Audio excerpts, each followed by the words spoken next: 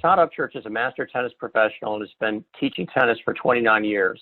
He has served as president of the USPTA Southern Division and is currently our regional vice president. He owns and operates Serve It Up Tennis Academy in Charlotte, North Carolina. Welcome, Todd. Good afternoon, everybody. I hope that we're doing well, given the circumstances. I hope so also. Well, thanks for joining us. You've built a business partnering with elementary and preschools to provide on-site tennis instruction. What prompted you to explore this business opportunity?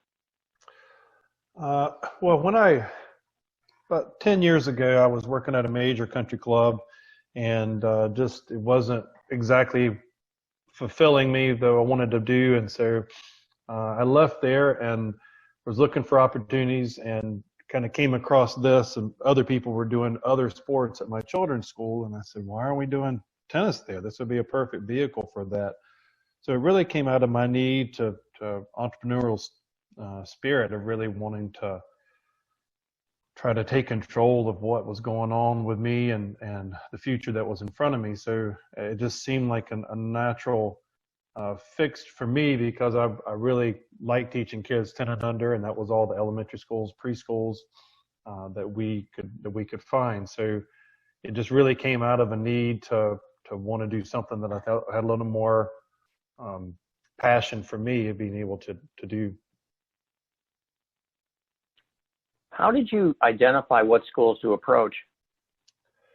Well, we started with, Mecklenburg County, where I live in North Carolina, is like the 17th or 18th largest school district in the country. So there was a lot of schools to shoot at, but we started with ones that, I basically started, the county's really big, so I started the ones that were closest to me, just out of selfishness, because I was going to have to drive there and teach classes.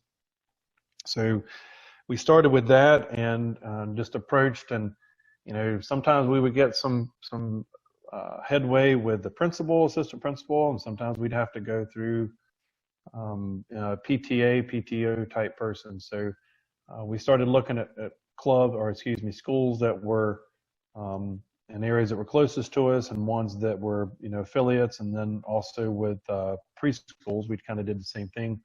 And approached those. Obviously, ones that we're asking students to pay for things, or parents to pay for our classes. So it was a little more difficult at some of the schools that they weren't in affluent neighborhoods, or they weren't in areas. But we also figured out how to partner with them as well, and be able to include them. So just really took massively shooting out to about every school that we could find, and then working our way backwards on the ones that would talk to us and the ones that would let us come in and meet with them to talk about our services. Now, let's say that, did you form a relationship right away with the physical education instructors, or how important was that of a component, if at all? Well, very little. Okay. The PE teacher, they're doing tennis maybe during their school year for 6 weeks. And so it wasn't that big a priority. They really weren't a catalyst to get me in the school after, or not in the school. All of our classes, when I approached the school, they all said, oh, that's great. They'll come in, you can teach it with a PE teacher. Well, that didn't have, we're talking about revenue, and it didn't have any revenue to go in and teach that in the middle of the school day. I could help, but it wouldn't help me business-wise. So we teach before school or after school, depending on how their schedules kind of relate. And the PE teacher was nice and was happy that we were coming and teaching another physical activity, but they were not a catalyst in helping us get into the schools. Okay. Now, it sounds like, you had an opportunity, or you saw an opportunity, and with your schedule at the time, you were able to pursue it. Let's say that somebody sees that there could be an opportunity in their community, but they're already teaching at a club, say after school.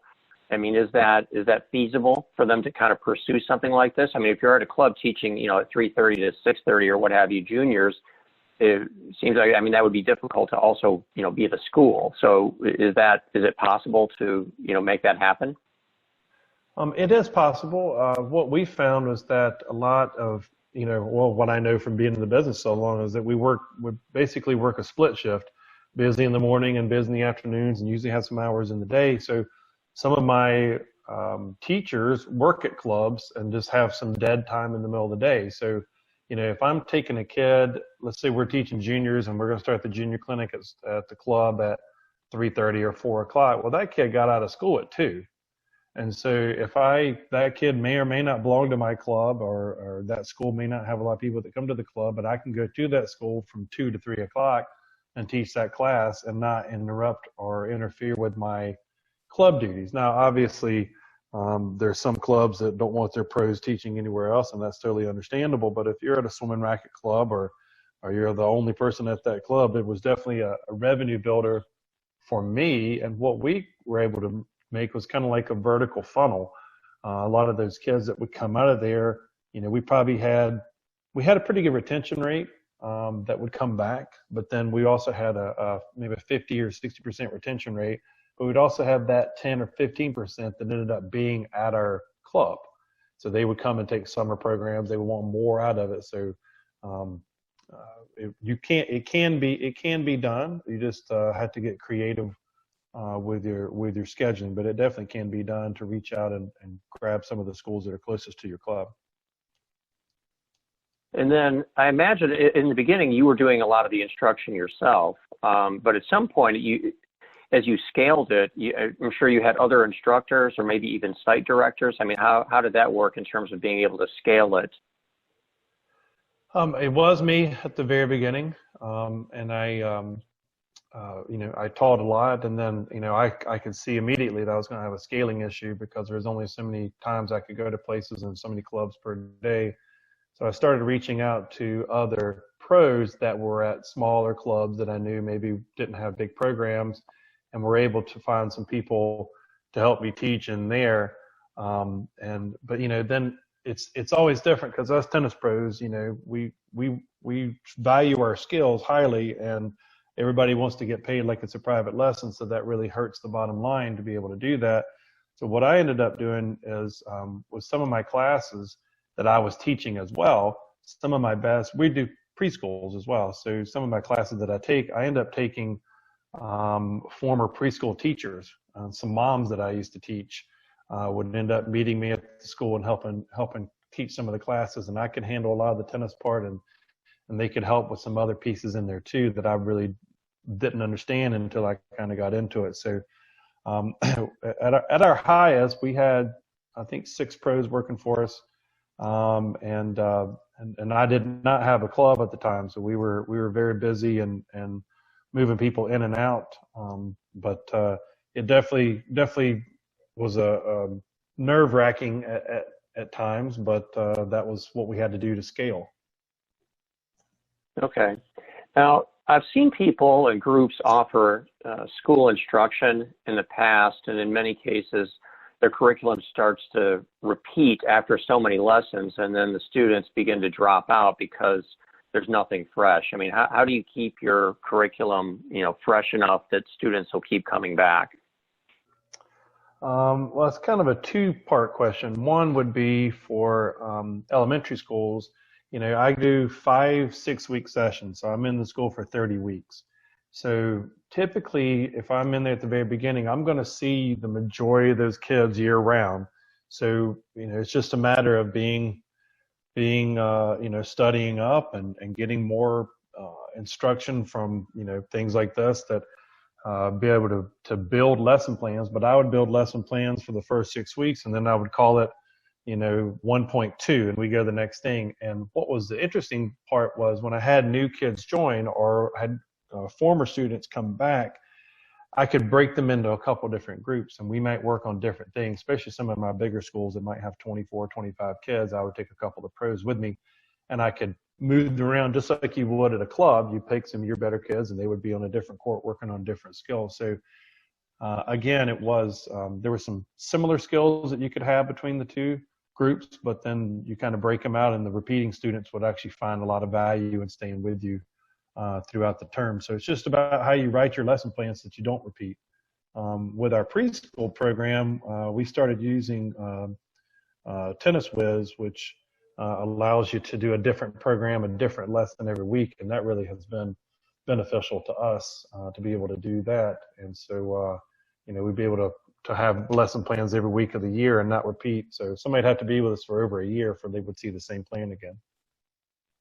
Okay, terrific. And how did you, as you started to scale, like when you were at your largest, how did you maintain the quality? I mean, it's one thing for an instructor to be there with you, and then they see that, you're there so that they're under some degree of pressure, let's say, to do a really good job, but then you're not always there. So, I mean, how did you ensure that they were going to provide a quality product when you weren't always going to be in attendance?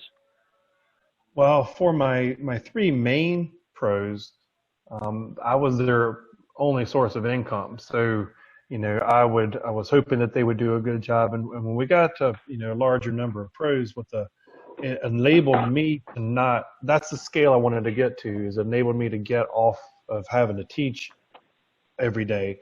So I would end up traveling around. I would go somewhere and go either teach with a pro or monitor that pro. So, you just kind of have to trust sometimes that people are doing the job that they say they're going to do.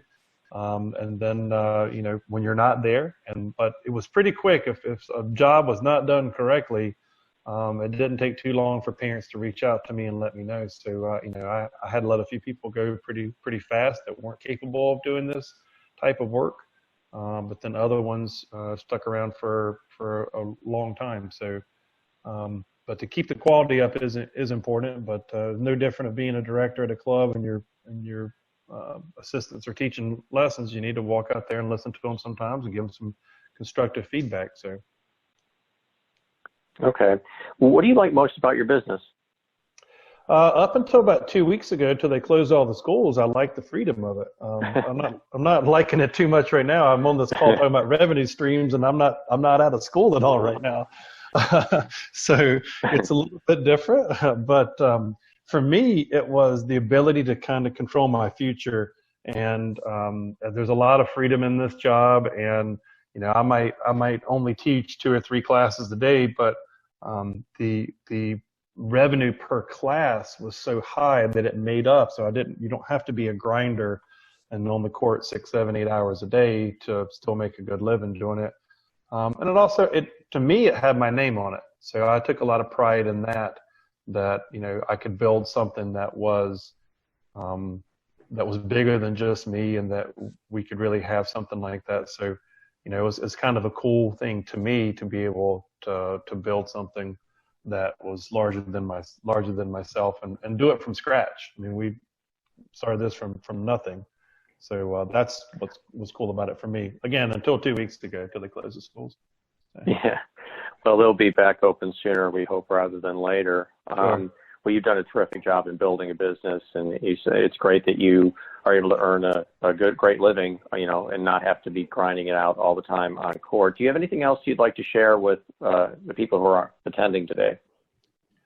The only thing that I'd like to share, and it's not to do with the revenue streams, but it's a quote that I saw today that says, if you don't come out of this quarantine either having a new set of skills or learning a new language or building your business or improving what you've done, you really have wasted that time. So I'm trying to do that myself, and I would encourage everybody on this call, and that's what you're doing. There's 60 people on this call, so I would encourage you to think the same way, as really take this time of trying to improve yourself and improve your skills and get as much education as you can and teach yourself better skills online. And I will tell you, I actually taught a class for an elementary school to 7 kids on Zoom yesterday. So it is possible. It wasn't easy, but it is possible. And they all were doing things along with me while they were in their driveways, and it ended up being pretty cool. So there are ways to work around issues that come up.